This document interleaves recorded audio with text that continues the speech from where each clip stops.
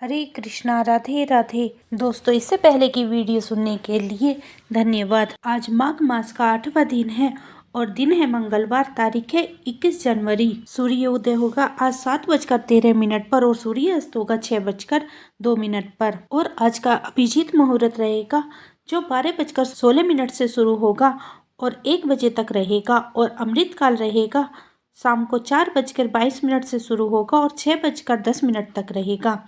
ब्रह्म मुहूर्त रहेगा सुबह 5:37 पर शुरू होगा और 6:25 पर खत्म होगा। और आज तिथि रहने वाली है सप्तमी। और आज का राहु शुरू होगा 3:11 से खत्म होगा 4:31 पर। अब हम अपने माघ मास के 8वें अध्याय की कथा का श्रवण करते हैं। कल हमने सुना था कि दोनों भाई यमदूत के द्वारा एक को स्वर्ग भेज दिया जाता है और दूसरे को नर्क भेज दिया जाता है। जो भाई उसका स्वर्ग जाता है वो पूछता है कि मुझे किस कारण से स्वर्ग की प्राप्ति हुई है, उसे आगे की कथा सुनो। यमदूत कहने लगा कि तुमने बड़ी सुंदर वार्ता पूछी है, तथापि मैं परिधीन हूँ, फिर भी मैं तुम्हें स्नेहवश अपनी बुद्धि के अनुसार बताता हूँ।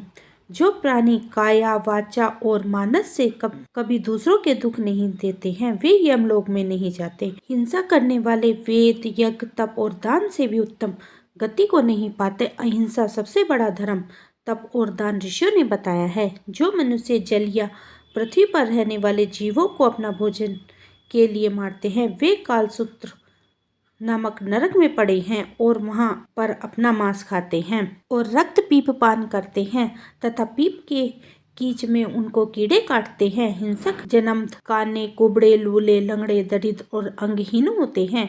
इस कारण इस लोक तथा परलोक में सुख की इच्छा करने वालों को काया, वाचा तथा मन में दूसरों का द्रोह नहीं करना चाहिए। जो हिंसा नहीं करते उनको किसी प्रकार का भय नहीं होता। जिस तरह सीधी और टेढ़ी दो प्रकार की बहने वाली नदियां समुद्र में मिल जाती हैं, वैसे ही सभी धर्म अहिंसा में प्रवेश कर सकते हैं।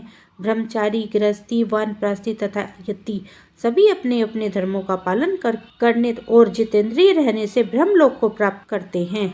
जो जलाशय आदि बनाते हैं वे सदैव 5 योग करते हैं वे यमपुरी में नहीं जाते।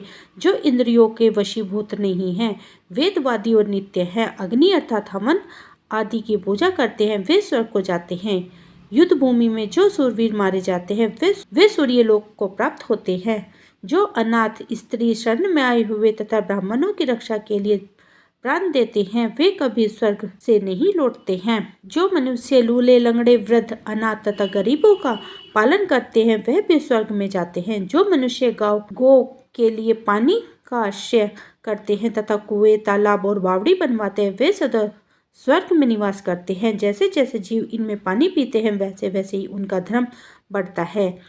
जल से ही मनुष्य के प्राण है, इसलिए जो प्याव आदि लगवाते हैं वह अक्षय स्वर्ग को प्राप्त होते हैं। बड़े बड़े यज्ञ भी वह फल नहीं देते जो अधिक छाया वाले वृक्ष मार्ग में लगाने से देते हैं।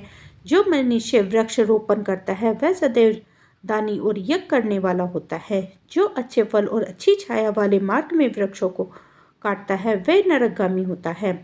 तुलसी का पौधा लगाने से सब पाप छूट जाते हैं। जिस घर में तुलसी वन है वह घर तीर्थ के समान है और उस घर में कभी यम के दूत नहीं जाते हैं।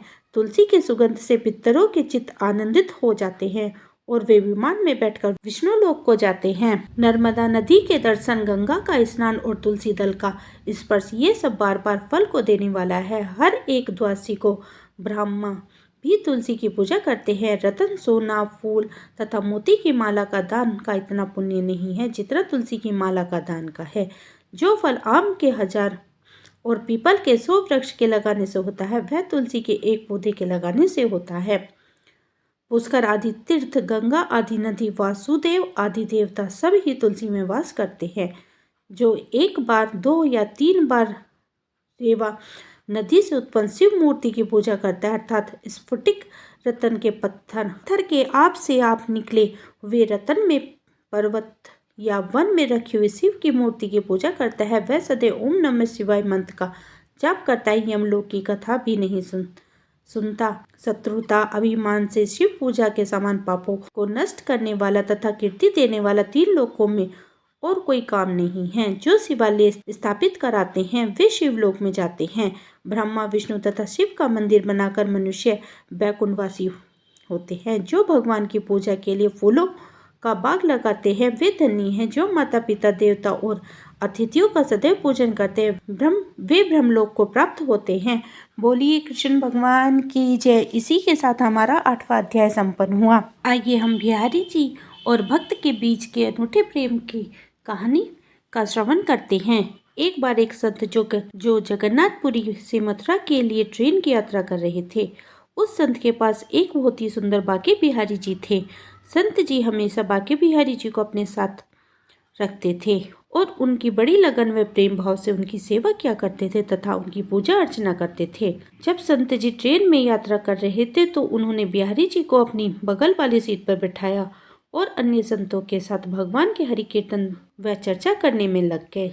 संत जन भगवान की चर्चा इस प्रकार मगन हो गए कि जब उनकी ट्रेन स्टेशन पर आकर रुकी तो वे संत जी भी सभी संतों के साथ बिहारी जी को ट्रेन में छोड़कर वहां से चले गए। वे लोग भगवान के गुणगान में इतने खो गए कि उनको इस बात का पता नहीं चला कि बिहारी जी ट्रेन में रह गए हैं। संत जी जब सभी संतों के संग आश्रम पहुँचे और आश्रम पहुंचकर आराम के बाद जब भोजन प्रसाद ग्रहण करने का समय आया तो वे संत जी अपने बिहारी जी को भोग लगाने हेतु जब देखा तो बिहारी जी कहीं नजर नहीं आए और फिर वे संत जी चिंतित होकर अपने बिहारी जी को इधर उधर खोजने लगे, किंतु बिहारी जी तो मिलते नहीं। फिर जब काफी खोजबीन के बाद बिहारी जी का पता नहीं चला तो वे संत परेशान होकर रोने लगे और बिहारी जी के वियोग में अन्न और जल दोनों ही त्याग दिए। संत जी को परेशान देखकर उनके एक साथी संत ने कहा कि उनको दूसरे और सुंदर चिन्हों से अंकित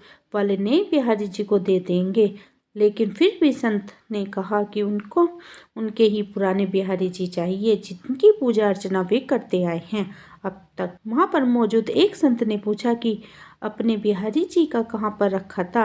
मुझे ज्ञात होता है कि बिहारी जी ट्रेन में छूट गए हैं। तब एक संत ने कहा कि ट्रेन को निकले तो बहुत घंटे हो गए हैं और वो ट्रेन बहुत आगे भी जा चुकी होगी, ऐसे में मिलना अब तो मुश्किल ही प्रतीत होता है। तब वह संत जी बोले कि मुझे स्टेशन मास्टर के पास ले चलो, मुझे उनसे बात करनी है। सभी संतों संग वह संत जी स्टेशन मास्टर के पास पहुंचे और फिर संत जी ने अपनी बात स्टेशन मास्टर को बताई। तब स्टेशन मास्टर ने पूछा कि आप कौन सी ट्रेन से आए थे। संत जी ने अपनी ट्रेन के बारे में बताया। स्टेशन मास्टर बोला कि महाराज जी वह ट्रेन तो कई घंटे से भी ज़्यादा देरी से स्टेशन पर खड़ी हुई है, जबकि उसमें कोई खराबी नहीं है। इंजीनियर भी आया था और उसने चेक किया तो बताया ना तो इंजन में कोई खराबी है। उसके बाद वो संत जी उस ट्रेन में गए तो देखा बिहारी जी वहीं बैठे हुए थे और जैसे ही संत जी ने देखा बिहारी जी को उन्होंने तुरंत अपने गले से लगा लिया और फिर जब ट्रेन से नीचे उतरकर उन्होंने सब बातें स्टेशन मास्टर और इंजीनियर को बताई तो वहाँ सब उपस्थित लोग हैरान हो रह गए। बाकी बिहारी जी के नारे लगाने लगे। उसके बाद वहाँ पर उपस्थित लोगों ने अपनी बची हुई जिंदगी भगवान व उस संत जी की सेवा में लगा दी। बोलिए कृष्ण भगवान की जय।